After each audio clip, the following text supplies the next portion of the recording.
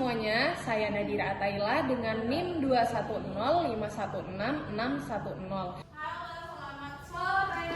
Sore, Ibu. Sejarah pembinaan kan? Iya, Ibu. Ya, oke. Jadi sebelum kita mulai mata pelajarannya, Ibu minta untuk kelasnya tolong pimpin doa ya. Kita doa secara masing-masing, doa dimulai.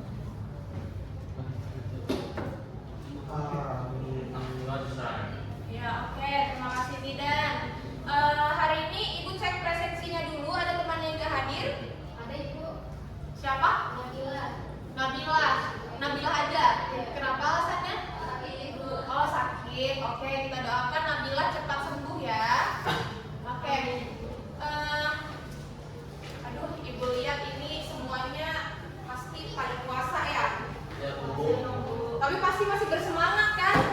Hampir loyo, Ibu. Oh, hampir loyo. Kalau gitu, biar tetap bersemangat, coba pegang pundak temannya, angkat tangan. Tangan kanan, tangan kanan. Kayak pundak temannya, tangan kanan. Habis itu kasih hujan kerikil. Kasih hujan kerikil. Ini kenapa kerusuhan? Saya nggak semuanya. Oh, Bapak, Kak, diri sendiri aja ya. Kasih hujan batu. Habis ini pijat-pijat. Pijat-pijat. Oke, habis itu ditepuk-tepuk teman. Semangat ya, teman. Oke. Tangan kirinya lagi, teman satunya. Dikasih hujan kerikil. Kasih hujan batu. Dilus. Oke, teman. Semangat ya, teman. Oke, Ibu yakin semuanya sudah bersemangat. Kelas IPS 1 ini pasti sudah nggak ada yang batal puasanya, yakin nih. Oh, IPS 2? Oh iya, maaf, Ibu lupa ini IPS 2 ya. Oke. Bahasa satu kita. Ada yang ingat nggak materi minggu lalu apa? Lupa? Lupa ya?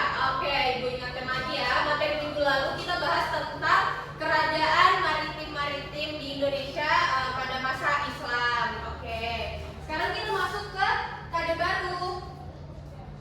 Nah, hari ini kita akan belajar tentang peristiwa di Eropa yang berpengaruh pada kehidupan manusia. Kelihatan ya? Kelihatan Ibu. Oke. Jadi sebelumnya Ibu mau tanya dulu deh. Ibu mau tanya sama kalian. Ada nggak contoh satu peristiwa di dalam hidup kalian yang merubah kehidupan kalian? Contoh dalam sesuai pengalaman kalian aja. Ada nggak satu orang? Siapa yang mau? Satu orang. Gabriel, silakan coba. Ada, Bu. Apa? Masih lupa sama dulu ya. Gak apa-apa. Yang penting apa dia berkesan dan berubah hidup Gabriel gitu. Pelan-pelan aja. Jadi Gimana Gabriel itu pengen dengar? nggak bisa. Oh, nggak bisa. Susah ya di. Selain kenapa? Oh, oke. Siapa lagi coba selain Gabriel yang bisa mengungkapkan? Yesi. Apa? Satu pengalaman hidup Yesi, peristiwa yang mengubah hidup Yesi. Lihat penjual. Lihat penjual. Dia sepi gitu laku jualannya. Dia Terus saya sepi. beli ikan. Ya. Tapi saya sadar kalau jualannya sepi. Kenapa Bu? Kenapa Yesi? Jadi Bu, saya ini Bu. Oh, Pas saya pas. Oke, jadi itu merubah Yesi kalau apa tuh? beli cari yang kami Cari yang rame. Oke. Sip, tos dulu Yesi. Terima kasih. Nah, jadi pelajaran kita pada hari ini gitu ya akan berkaitan gitu dengan suatu peristiwa yang berpengaruh pada kehidupan manusia di Eropa. Nah, di sini Ibu jelaskan KD dan tujuan pembelajarannya dulu ya. Oke? Yang pertama, di sini itu menganalisis pemikiran-pemikiran yang mengadasi peristiwa di Eropa, antara lain Renaissance, Mekanisme, Aufklärung, reformasi gereja, dan revolusi industri. Lalu menyajikan hasil penelitian dalam tulisan atau media lain tentang pemikiran yang mengadasi peristiwa itu. Tujuan pembelajarannya apa? Setelah kegiatan pembelajaran ini diharapkan kita dapat menganalisis Mekanisme, Renaissance, reformasi gereja, dan mengajar kehidupan bangsa Indonesia serta bangsa lain. Lalu setelah kegiatan pembelajaran ini juga diharapkan mampu menganalisis Aufklärung dan revolusi industri di Eropa dan menyajikan dalam bentuk laporan tertulis. Oke.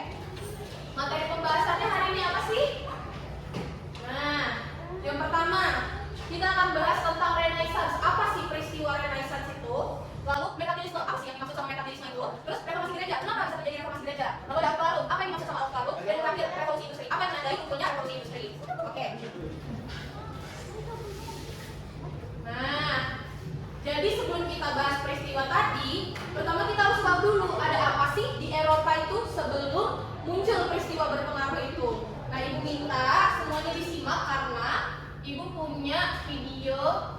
yang keren banget dan gak akan bikin kalian bosan.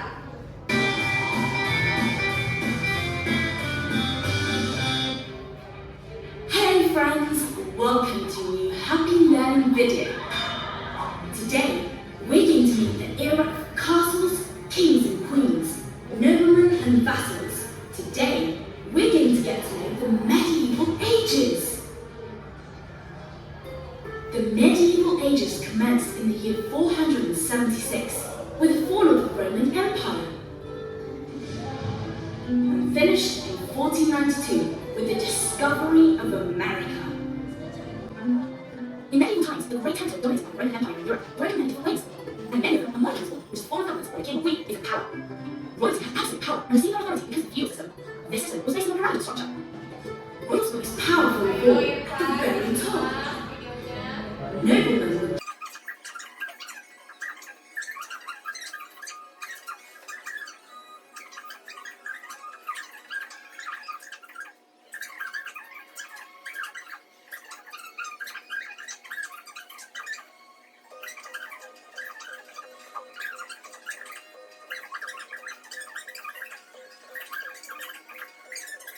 Menarik nggak videonya? Menarik Menarik banget ya. Nah, jadi mana dia? Oke, jadi dari nonton video tadi, kira-kira udah tahu nggak ada apa sih di Eropa sebelum muncul peristiwa berpengaruh itu? Ada masa apa itu sebutannya? Abad pertengahan, betul, Zidan, pintar. Nah, jadi sebelum terjadinya peristiwa berpengaruh, Eropa itu melalui fase abad ke-8 atau nama lain dari abad pertengahan. Kenapa dinamakan abad pertengahan atau abad ke-8? Karena ciri khasnya ditandai oleh kemerosotan intelektual gitu. Terus kemerosotan ekonomi dan juga kebudayaan pada masa itu. Nah, selanjutnya karena udah nonton video tadi, tahu dong tadi penyebabnya apa aja kira-kira yang udah disebutkan di video tadi isinya. Kenapa bisa terjadi zaman ke-8 pada saat itu? Ayo siapa? Ibu sebut ya. Gabriel? Apa tadi? Yang ditangkap dari videonya penyebabnya? Gak nyimak. Zidan nyimak? Dari video tadi ya. Iya. Kalau abad pertama itu dimulai dari jatuhnya atau bubarnya Kerajaan Romawi dan Betul. berakhir pada saat ditemukannya benua Amerika. Betul. Oke. Jadi faktor pendorong terjadinya tadi yang disebutkan Zidan betul ya. Tapi di sini ada karena terjadinya feodalisme di Eropa. Lalu munculnya kasta sosial yang tadi, yang kasta digolongkan berbentuk piramida ke bawah gitu. Lalu muncul dominasi gereja. Gereja dan kepausan adalah seluruh sendi kehidupan pada saat itu. Nah, lalu yang terakhir muncul wabah pes epidemi yang mematikan yang disebut dengan Black Death yang menewaskan banyak sekali masyarakat di Eropa. Nah, jadi apa sih Renaissance itu? Ada yang tahu nggak? Ada yang pernah dengar nggak kira-kira sebelumnya? Abad pencerahan. Bagus, tapi sedikit kurang tepat Zidan. Sini ya. Jadi Renaissance itu berasal dari kata re dan naikre. Re artinya kembali, naikre artinya lahir. Jadi Renaissance adalah masa terlahir kembali. Nah, kenapa terlahir kembali dari apa? Karena sebelumnya kan ada tuh abad ke-8 bahasanya. Mereka menyebutnya jadi terlahir kembali ke masa Eropa klasik, di masa Romawi dan Yunani kuno yang saat itu mereka berkembang ilmu pengetahuan dan sebagainya gitu. Jadi mereka sebut dengan Renaissance. Nah, lanjut. Siapa aja tokoh-tokoh Renaissance? Nah, ini adalah tokoh-tokoh Renaissance. Bisa dilihat ya, ada foto-fotonya. Ada Petrarch. Petrarch ini sebagai bapak humanis gitu. Dia mencetuskan ide humanis gitu. Lalu ada Nicolaus Copernicus. Ada yang pernah dengar? Siapa? Nikolaus Kopernikus. Betul, Nikolaus Kopernikus ya. Sip, pintar. Terus ada Johannes Kepler, Galileo Galilei, dan Leonardo da Vinci. Ini seniman ya teman-teman, Leonardo da Vinci dan Michelangelo. Jadi ada juga karya Michelangelo yang terkenal bernama patung David yang melambangkan kebebasan pada masa Renaissance. Oke, sekarang ibu mau bentuk kelompok 1, 2, 3. Ibu aja yang bentuk nggak apa-apa? Iya, Ibu. Oke, ibu bentuk kelompok 3. Di sini kelompok 1, kelompok 2, kelompok 3. Ibu minta setiap kelompok cari tokoh berpengaruh. Untuk kelompok 1 cari tokoh berpengaruh di peristiwa merkantilisme. Di sini peristiwa reformasi gereja. Lalu yang terakhir peristiwa Aufklärung. Cari tokoh berpengaruhnya aja. Ibu kasih 2 menit ya.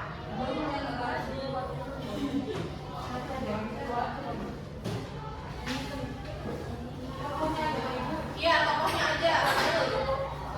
Satu kelompok satu kelompok pokoknya cari aja di peristiwa itu yang berpengaruh siapa gitu. Dia kira-kira membuat suatu gebrakan apa gitu. Ada yang kesulitan? Kelompok 1 kesulitan? Ya, pintar, Koyol. Kelompok 2 ada kesulitan? Ayo, fokus. Sudah mulai dikerjakan? Nah. Oke, sebentar. Kelompok 3 ada kesulitan? Tidak ada. Sebutkan aja kelompok. Sudah? Selesai?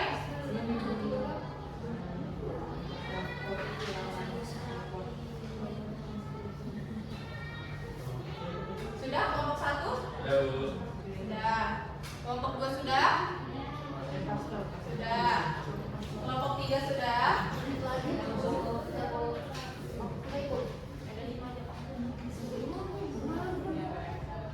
Yuk. Kita lanjut lagi anak-anak. Lanjut. Perhatikan semua ke depan ya. Perhatikan semua ke depan. Apa sih merkantilisme itu? Tahu nggak? Nggak tahu. Bisa satu orang tolong dibacakan tadi kelompok yang nyari merkantilisme? Ya, Cairul. Merkantilisme? Nggak kelihatan? Oke. Pengertian dari merkantilisme yaitu ini aja berasal dari bahasa Inggris, yaitu merkan yang artinya pedagang. Jadi merkantilisme adalah paham atau sistem kebijakan ekonomi untuk meningkatkan kekayaan suatu bangsa yang diatur oleh pemerintahnya. Betul sekali, Cairul. Jadi merkantilisme, kalian ingat kata merchant yang artinya pedagang gitu ya. Merkantilisme adalah paham, isme itu pemikiran, paham atau sistem ekonomi yang meningkatkan kekayaan suatu bangsa gitu. Nah, videonya ada nggak ya? Merkantilisme itu berjalan dengan proses negara induk dan negara kolonial habis ya spidolnya. Oke, negara induk mengambil sumber daya dari negara koloni untuk diekspor ke negara lain. Jadi merkantilisme ini dia mengurangi impor daripada ekspor karena ekspor itu kan menguntungkan negara mereka gitu. Tapi yang jadi perhatian di sini negara koloni tidak boleh saling memiliki hubungan perdagangan, tidak boleh ada sistem ekspor impor kalau oleh negara koloni, hanya negara induk saja yang punya kuasa. Begitu. Nah, kelompok 1 tadi siapa aja tokoh-tokohnya? Coba tuliskan satu orang. Ibu minta Irfan deh yang tuliskan. Ayo. Maju Irfan.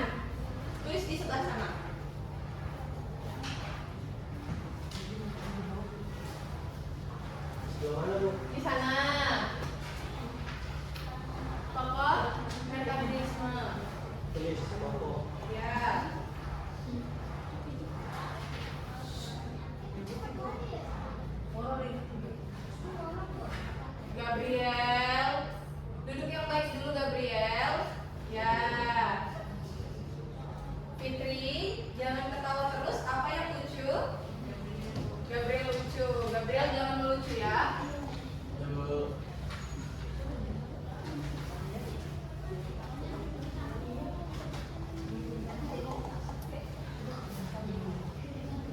Ada berapa Irfan? 2 aja Bu. 2. Saya tulis Bu. Oke, bagus sekali. Terima kasih Irfan dan kelompok 1. Jadi, ada beberapa tokoh merkantilisme ya. Jane Bodin, Thomas Moon, Jean Baptiste Colbert, dan Alfonso Serra. Ya. Lalu, dampaknya merkantilisme ini memunculkan imperialisme dan kolonialisme, dan juga menimbulkan pemicu dari revolusi Amerika gitu akibat merkantilisme ini. Lanjut. Nah, kenapa terjadi reformasi gereja? Coba kelompok 2 dibacakan.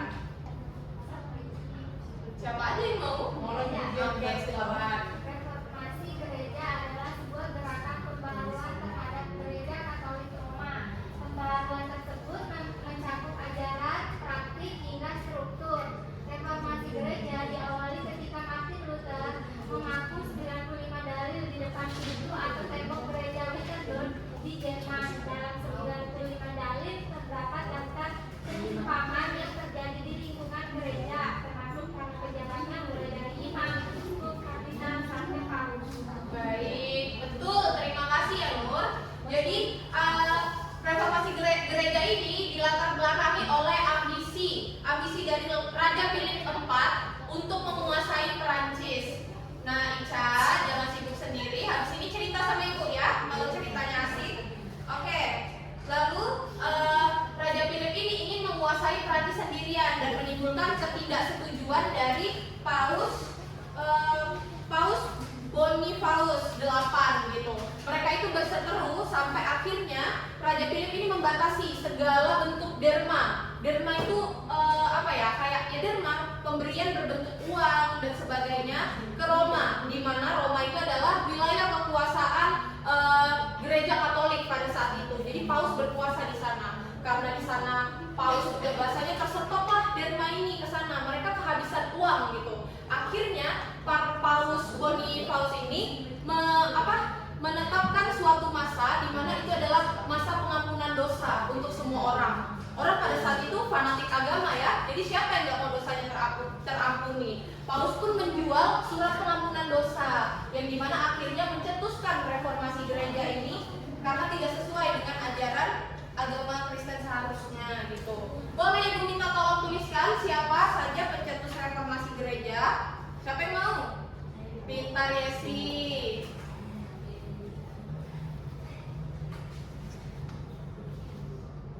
Jadi karena reformasi gereja ini agama Kristen pada saat itu akhirnya terbagi menjadi 3 aliran.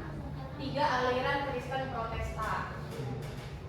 Ada kaitannya juga dengan tokoh-tokoh yang berpengaruh gitu di reformasi gereja ini. Martin Luther, benar, sampai akhirnya muncul aliran Kristen Protestan Lutheran.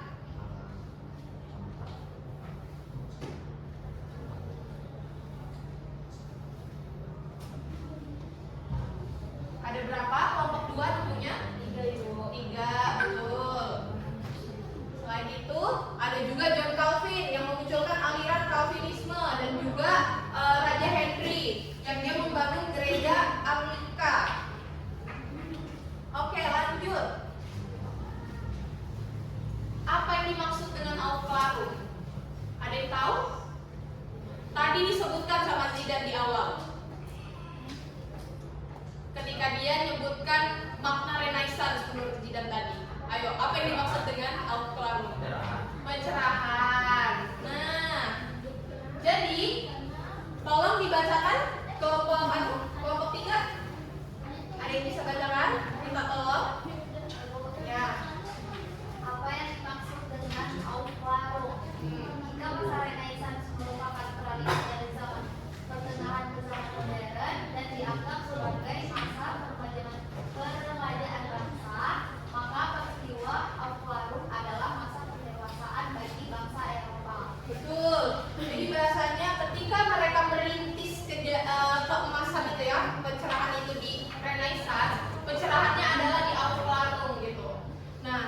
Yang dimana istilah Aufklärung ini berasal dari bahasa Jerman yang berarti kecerahan. Kalau bahasa Inggris itu disebut enlighten gitu. Yang terjadi pada tahun 1695 sampai kebalik ini. Oh benar, 1815. Oke, boleh dituliskan nggak? Minta tolong.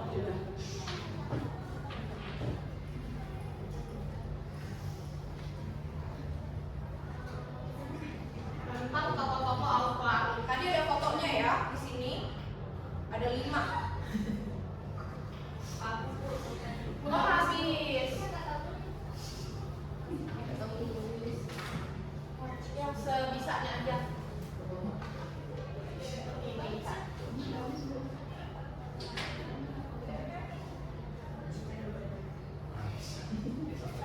Oke.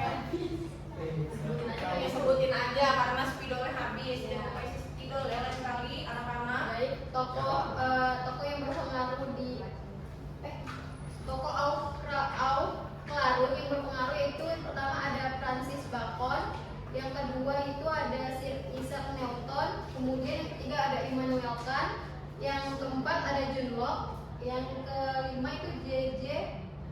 Rousseau. Oke. Terima kasih banyak ya Ica. Silakan kembali ke tempat duduknya. Bagus sekali. Jadi memang Aufklärung ini memunculkan banyak tokoh-tokoh terkenal ya. Kayak pasti siapa yang kalian pernah dengar dari yang disebutkan Ica tadi? Isaac Newton, Voltaire gitu ya, John Locke. Nah, karena memang banyak kemajuan gitu di Aufklärung ini.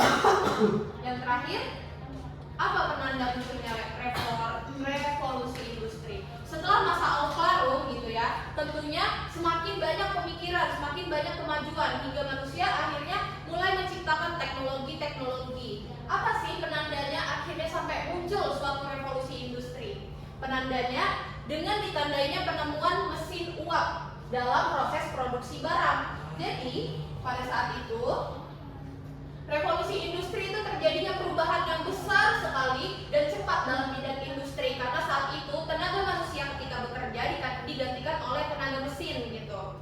Makanya disebut dengan revolusi industri. Nah, gimana? Bisa nangkep nggak materinya hari ini? Oke. Jadi kita sekarang mau main kuis. Ayo, jadi silakan dibuka HP-nya. Ibu udah kirimkan. Gak ada kuota. Boleh di-catering nggak temannya yang gak ada kuota? Hah? Masing-masing. Iya masing-masing. Ayo bersemangat. Ini nanti kelihatan loh siapa yang juara 1, juara 2, juara 3. Nanti dapat hadiah dari ibu. Hadiahnya apa Ibu? Hadiahnya rahasia, nanti nggak spesial kalau dikasih tahu. Ayo ambil HP-nya. Linknya udah ibu kirimin ya? Oke. Nggak boleh kayak gitu. Iya, nggak boleh kayak gitu. Nih udah ada nih satu partisipan. Ayo login anak-anak. Ayo. Ini nama asli ya Bu? Nama asli dong supaya ibu nggak bingung. Hah? Oh ya udah nggak apa-apa nanti kalau misalnya memang peringkat 3 ngaku aja ya. Sudah? 1, 2, 3, 4, 5, 6, 7, 8, 9, 10, 11 nih harusnya. Satu lagi, ayo. Irfan Bu. Ibu ada yang pakai nama samaran Ibu. Iya nama samaran. Sudah terjelas, terlanjur. Apa? Udah enak Ibu. Satu lagi, siapa yang belum? Oh, bisa diri. Oke, sudah? Siap semuanya? Ya. Ayo.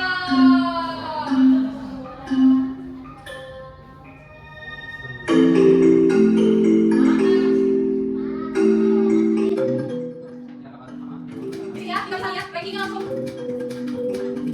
Ayo, ayo, ayo, ayo, ayo, semangat.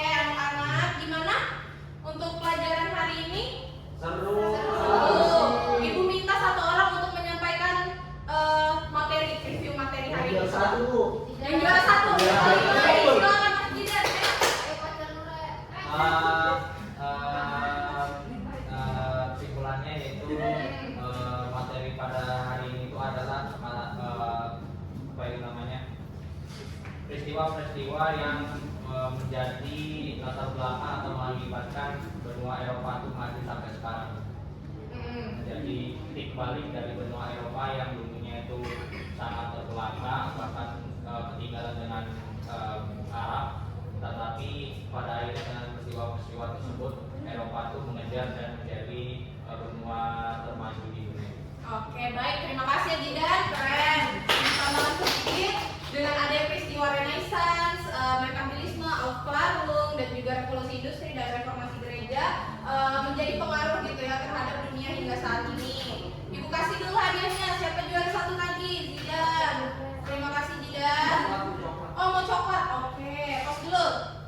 Sip, pintar. Siapa lagi juara dua? Pacar Patri ya? Sisa ini, mau apa? Putih. Pos dulu. Yang terakhir? Adriana, Bu. Oh iya, Andriana. Terima kasih ya, Andriana. Pos dulu. Iya, oke. Terima kasih anak-anak untuk yang telah mengikuti pelajaran hari ini.